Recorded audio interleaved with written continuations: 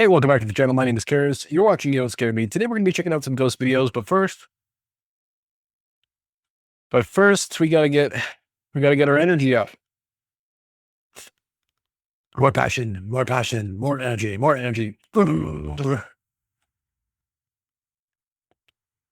not doing that again. That was the last take for this opening. Welcome back to the channel. My name is Cares. You're watching You Don't Scare Me. We're going to be checking out some ghost videos like usual. No interesting announcements. I do have a bigger project planned going forward. Nick and I are talking about doing another ghost hunt, but we're also talking about doing some more like explainers. You know, Mythbusters. You guys like Mythbusters. You were on, you know, what was it? Science Discovery Channel way back in the early days. So we have an idea to do like a Mythbusters sort of style show where we take common tropes in paranormal videos and then sort of go actually make the practical effect ourselves and show you how it's done. So in that interest, I have been rigging up one of my doors to do some puppeteering on it. My hope was to do some puppeteering from afar, but when I started recording the episode, I realized that I don't really have the production quality, and I think it would be better to have Nick go around there with me. So look forward to that. We're going to try doing that a little bit later on, maybe in December. We're going to start doing those episodes. But essentially, yeah, we're going to take a common trope, something like the door handle jiggling all the time, or the doors opening on their own, or lights flickering, or any kind of other poltergeist activity, and then showing you, the viewer, how to do it at home and how to do it yourself. So look forward to that. We're going to call it something like, probably not Ghostbusters, because to be honest, that would be a really great name for it. Ghostbusters, Mythbusters, But no, we're probably going to do something like, I don't know, Phantom Files. It was a channel we tried piloting a little earlier on to do some like compilations of ghost videos like the ones we review here. But I feel like the Phantom Files would be a good segue, a good title segue or something to start actually doing these paranormal videos where we debunk them, or we even show you, or we even make ghost videos and then ask you, the viewer, to debunk them. But without further ado, let's check out these ghost videos. Sharp sound. Okay. His sleep and made I already saw these clips because I was halfway through this video before I realized I wasn't recording. Activity. So I'm going to click on this video. That way, next time I hit the space bar to pause the video, it doesn't just cut everything that I've done out. Now, finally got fed up and let's just like rapid fire these ones because I've already seen them and I did a pretty good explanation. I was really proud of myself for the explanation I was giving, but I screwed up and I didn't hit record. So watch this first video.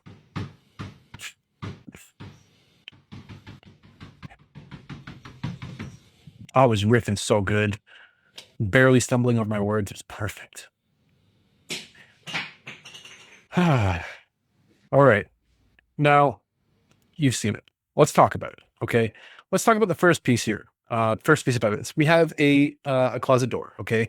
If you track back in the video, you can sort of hear the audio like increasing in volume as he approaches the door, which suggests to me that there is somebody inside of that room tapping on the door. Just enough to get him the soundscape proper, okay? But when we start to look forward frame by frame, we see there's a cut actually when he opens the door. Watch. Notice the door, the light switch on the outside and the door handle itself, and watch how it changes position when he starts to open the door. Okay, he puts his hand on the door, he pulls the camera up, and here where you don't see his hand anymore, there's a cut. Right here. There's a few frames missing, which suggests to me that there's either something, he opened up the door and his friend slipped out, or what have you. He tried to keep the frame the same, but we are missing a number of frames here, like an approximate like 2 seconds worth of frames, or at least 1 second worth of frames. The point is that in that time where he where those frames are missing, there's another frame missing here, which is interesting. It is 60 frames. I'm scrolling forward and it's very smooth. So like he's recording a pretty good ratio. And then all of a sudden these frames are missing. Now, notice that he never shows us the floor in this room. As he's approaching or as he opens the door, we never actually see what's on the floor. So if it were me, I would have a friend laying on the floor, hitting the door to sort of get that soundscape. And then upon entering the room, we have a reflective surface behind him. Like you see how I'm pointing at my monitor. See how the tiles here are reflecting? We don't see anybody exiting, okay? He turns the light on. Let's keep an eye on that. Also, an interesting piece of evidence. We no longer see those reflections, so we no longer have a point of reference, okay? So then when he's in here, there's a point. This is normal. That's a normal transition. There's a weird visual glitch there, but A pill bottle falls off of his table and he goes back to check on it. And there you go. It's on the floor. The motion or the sound is still emanating as he turns around. It sounds like that object is in motion, but in here it's completely still, which suggests to me that when he put that cut in, when he first opened up the door, just about it's so weird that could be another cut right there. You can even see it slam, like pop. I mean, I found it so easily. That suggests to me that at this point he's recording and the pill bottle's on the wall or on the counter. Now we've cut to the next scene. That pill bottle is already in the floor in its final position because he knows exactly where to go and look for it. And then he opens up the door. Now, what's interesting here is that if we're looking at this frame by frame, there is another little like change in perspective here. Right before he turns on the light.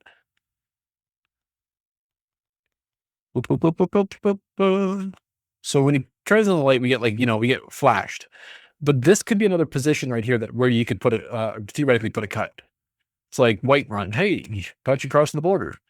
So now we have a different color spectrum. Now we have a different video, and he can basically mask all of his cuts in there. Now we obviously go forward. There's another weird little glitch, and then this bottle is on the floor. We see it. It's fine. So this is how I would do it. I would have somebody inside the room, laying on the floor, tapping on the door. And then I would open up the door, show that there's nobody inside the room. And that's when I turn on the light, that's where I would put my cut because you would never notice it, right? So there's the flash, and then I'd cut my video there. I'd have my friend leave the room. I'd have him go and, throw the bottle or whatever and pick it up from the counter and even chuck it at me or something. So that I'm like, wait, what the hell? And the light would be enough to mask that. If you see here, you can actually see that same pill bottle right there. This is what ends up on the floor a little bit later on in the video. Now, if we sort of scrub forward a little bit, just past this, we'll see the next clip. And this one is also a bit of the same. There's not really a lot going on here. Take a look. Recorded something new. The distant sound of a cat. Well, we want to skip over the guy's exposition.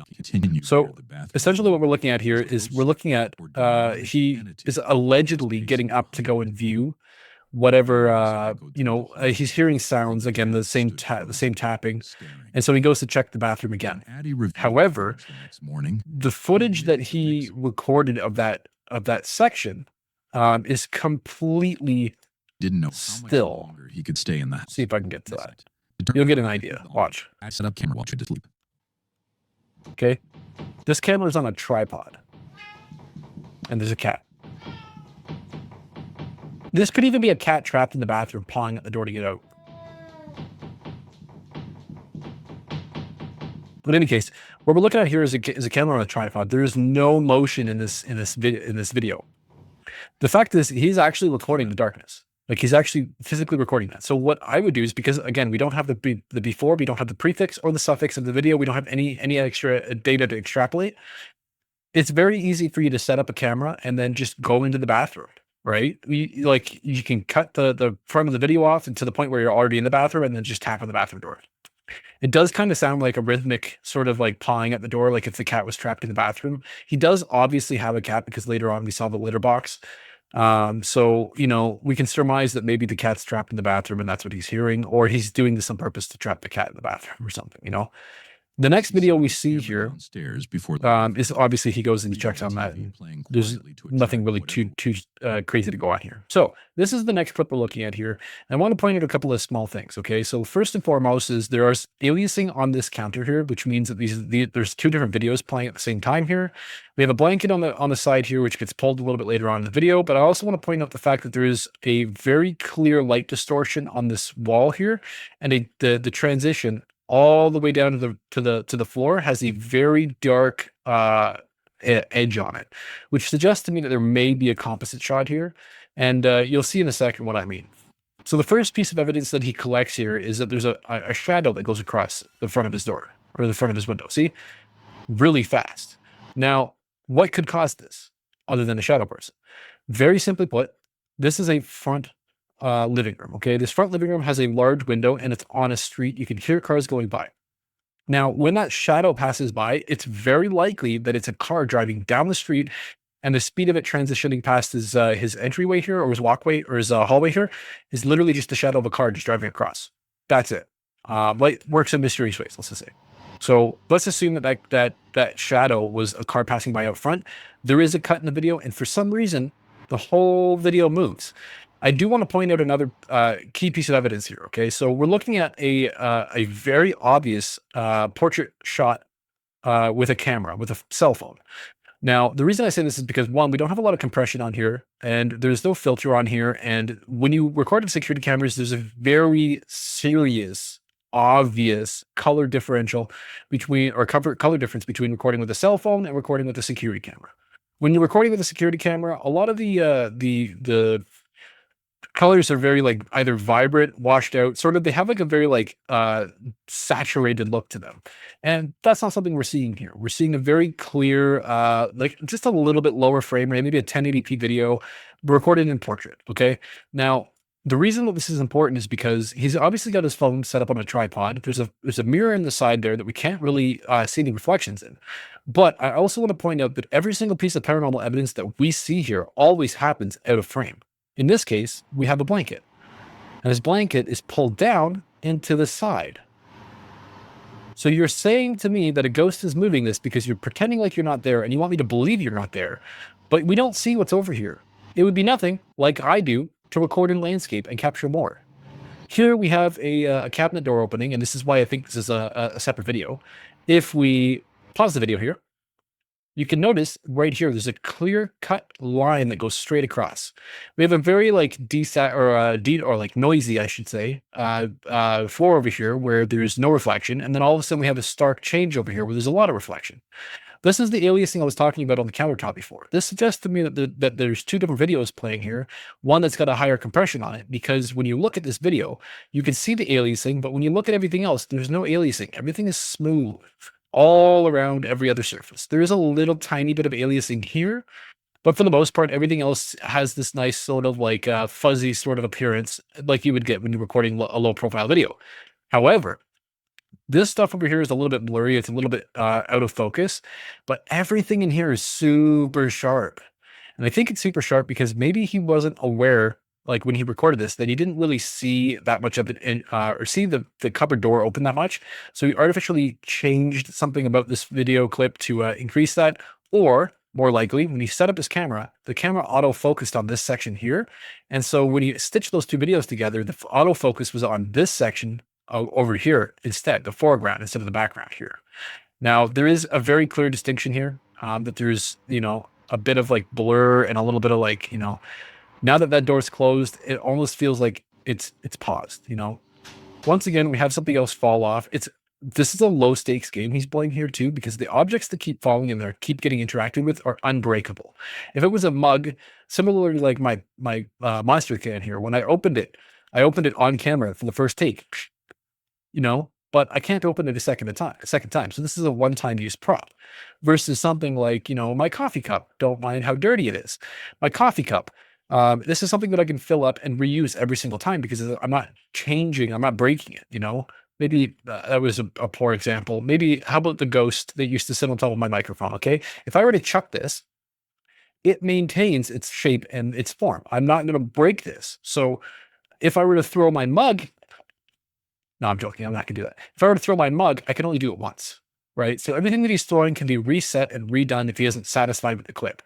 Again, notice the reflection on the floor and how much visibility we have here. And in fact, we can actually even surmise this kind of looks like the range hood on the top of the range hood on top of the stove here. Maybe we can see. This is interesting. I don't know what I'm looking at here. This vaguely looks like a scratching post, but it doesn't. There's like a weird something weird is going on down here. It's almost like if I were a betting man or something, I'd be like, oh, this is AI kind of thing, you know, because there's like almost like a parallax effect on here that just doesn't make sense from the camera angle. It's like a scratching post that fades off into nothingness. I'm not really sure what's going on down there, but there's definitely something. Let's see if we can see the reflection of the object being pulled out. Okay, so there is a reflection, which means that this video shot is the full video shot. At least this section of the video here. Again, that looks a little weird to me. But again, this is a low stakes thing. We're not worried about damaging this item, so we can reset this and redo this as many times as we want, and we're not going to, cause any issues later on if we do it a whole bunch of times. But everything that happens is always being pulled to the out of frame, right? Out of frame here. The only thing that we have to go on here is we believe that this person is not in their house right now. Almost a blur. That's not the case. Everything is very explainable if you just say that the guy's home. Perfectly across the cushions. Okay, so that, again, 13 minutes, that wraps up everything that I forgot to record. Everything past this point is new territory for me. So let's just zip forward a little bit. Yeah, why don't we take a minute there? If you like this kind of content, if you like what we're doing here, if you're enjoying the video so far, please hit the like button. Maybe drop a comment down below. It's a great way to support the channel. You don't have to subscribe if you don't want to, but I would appreciate it if you did. But yeah, just hitting the like button or dropping a comment down below shows us that that we're heading in the right direction, or it tells YouTube that we're worth showing to people. So that's a great way to support the channel. Otherwise, if you guys are interested in joining the channel as a channel membership, we do have multiple different tiers. If you join at the lowest tier, it's cheap. I think it's like $3. I think we do have a Discord that Nick is very, very active in, or at least way more active than I am, to be blunt. But there's a lot of people in there that are like-minded. They debunk ghost videos. They like paranormal stuff. So if you guys are interested in chatting with those people, consider joining the channel on the pseudoscience slayer level. And if you want to vet yourself externally, like basically the way that we do this is that the higher tiers of the channel subscription makes it so that we can weed out the people who are bad actors, people who just want to come in and cause trouble. So it proves that you're willing to show that you're in it for the actual videos and in it to discuss these videos, rather than in it to just come in and drop like some inappropriate memes or something like that and cause some mischief. If you guys do want to join the channel, but you don't want to join the pseudoscientist layer tier, we do have the ability to add you and send you a link to the Discord to get you into the channel at a lower tier. You just have to make sure that you come on here and talk to us before, just so that we can, vet you and make sure that you're not going to cause trouble for our friends and our channel members. In any case, let's get back to this, and hopefully. A man rose from his bed, his phone slightly trembling as what is that? From the lower floor, a woman's voice repeatedly calls out, "Babe, come downstairs," each time sounding sharper and more demanding. Yes, but I don't have a ghost. Babe, come downstairs. Babe, come downstairs. There's no way Emma decided in the morning and then something slimy in the door. Okay, so the audio clip can be overlaid on top of the video. I do appreciate that they cut to like a security footage to show what that noise was.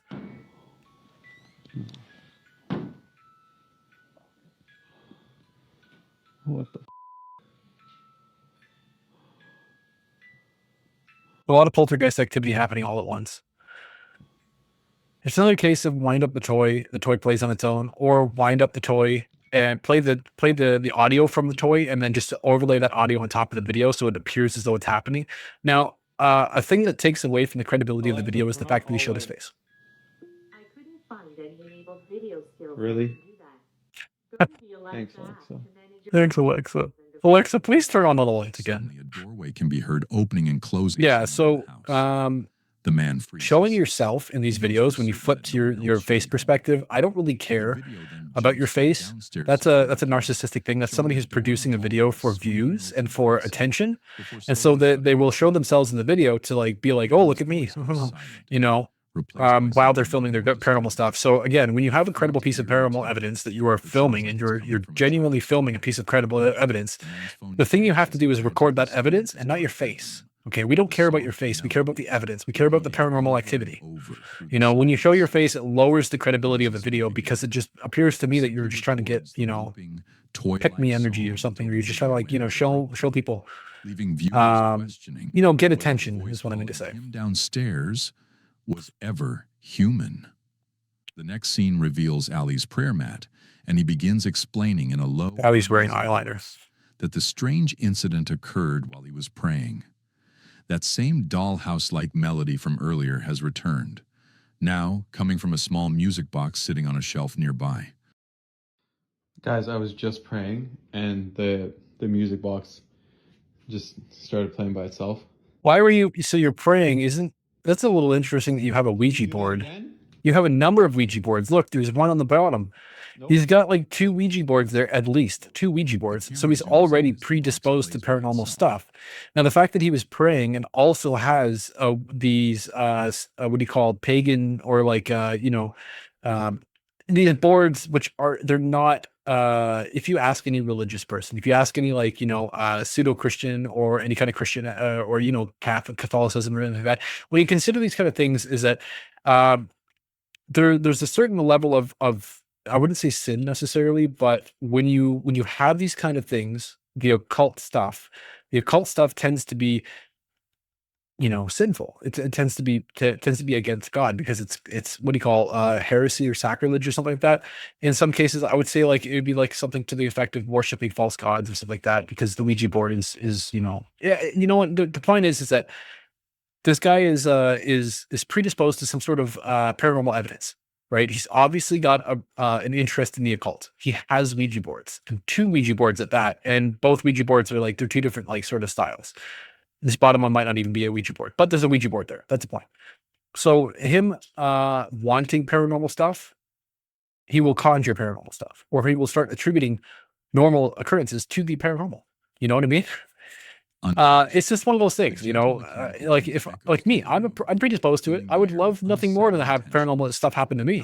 However, I'm a skeptic, so it's a little bit harder. But forward again. I'm not really sure what's going on. Continuing to play, even though Music box playing on its own could mean anything. There could be a little bit of extra moisture in your apartment that's causing a short in the battery to continue to play that melody. Another point to point out is that the way that these music boxes work is that they're wound up. They put a lot of tension on those, and then as they unwind, they release that tension and slow down. But that doesn't mean that you can't just continue to play. That just means it's gotten to a point where the force of it unwinding has needs to exceed the height of the pin for it to continue to go. So in some senses, all it takes is a little bit of a jostling in your floor, a little bit of vibration, something like that, to get it over that precipice and to continue that rotation motion, or continue that unfurling. Yeah, let's maybe check out this last video and then we'll cut it there. And hopefully you've learned something today, or something, at least been a little entertained by my video. Telling him to relax. Well, Back to sleep. After weeks of reporting the same ghostly presence, his mother finally agreed to let him keep his phone. I like to cover specific people. So if you guys have any suggestions for content, if you guys have any videos that you've watched, or any paranormal videos, paranormal investigators that you find are credible, link them in the comments down below, or send them to youdontscaremeyt@gmail.com, and then we can take a good look and debunk the whole thing. Bang, sini bang. I feel like I just saw he said just like a shadow person in the corner, and then called his mother. Itu apa tadi bang? Itu. Tadi ada hitam-hitam di situ bang. So what I gather here is that he saw something in the dark and he called somebody to help him. And then reviewing the footage, The video begins with the boy holding yeah. his hand close to his face, trying to focus on it. According to him, whenever the supernatural entity is nearby, his vision becomes blurry and a wave of dizziness hits him hard. Okay, So but he like this is a concentrates on camera his though. hand to stay grounded.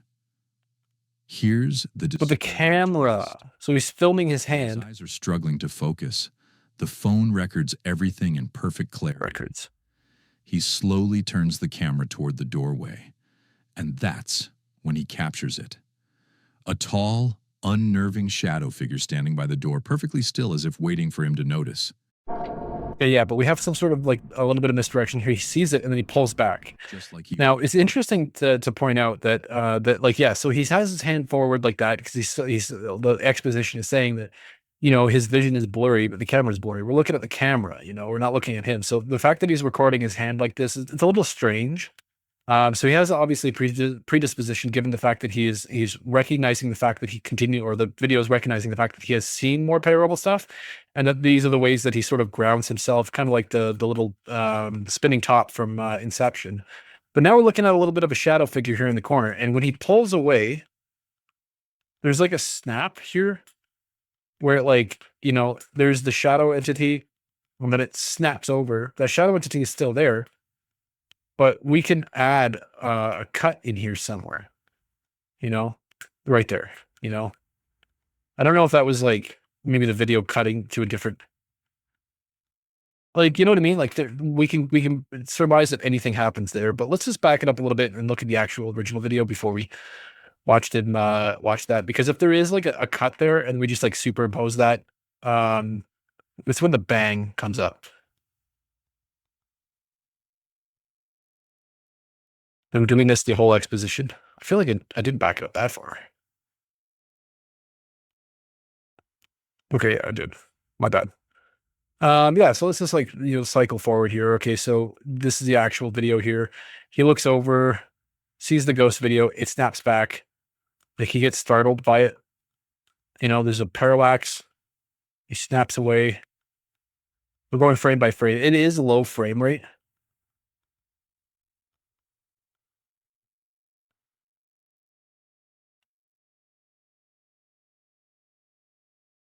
Okay, so there was no cut where the bang was. Or where the, whatever the word is. That focus there. That right there. It like zooms in and like, woo, like that. That's actually enough to throw a cut in there. This could be him returning it to a position and then holding it still while Buddy like just walks this way.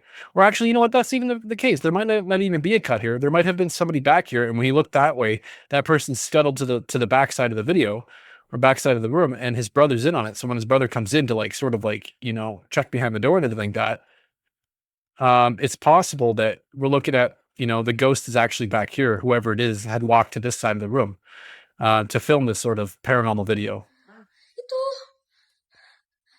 Tadi ada hitam-hitam di situ, Bang. He has a very stiff mannerism, or this person has a very stiff mannerism to them.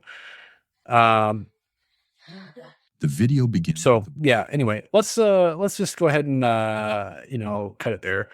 We're looking at basically where am I? Face only? There we go.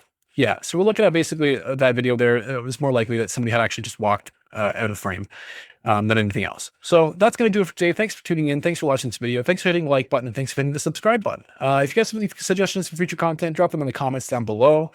And yeah, I don't know, come back for more. Nick covered my Monday video this past week. I think he covered my Monday video because I was working on that door puppeteering thing. And that's that took up so much time that I ended up scrubbing. I ended up losing, you know, transition for my Monday videos. But that's fine.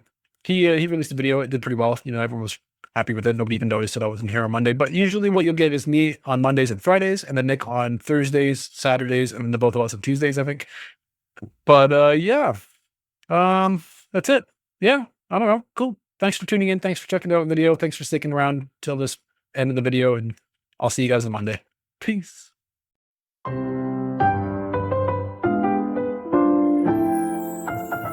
We cracked the code, we broke the spell. Another myth debunked so well. Till next time, don't be deceived. Stay sharp, stay smart. Believe in what's believed. Truth wins out every time. Truth wins out every time.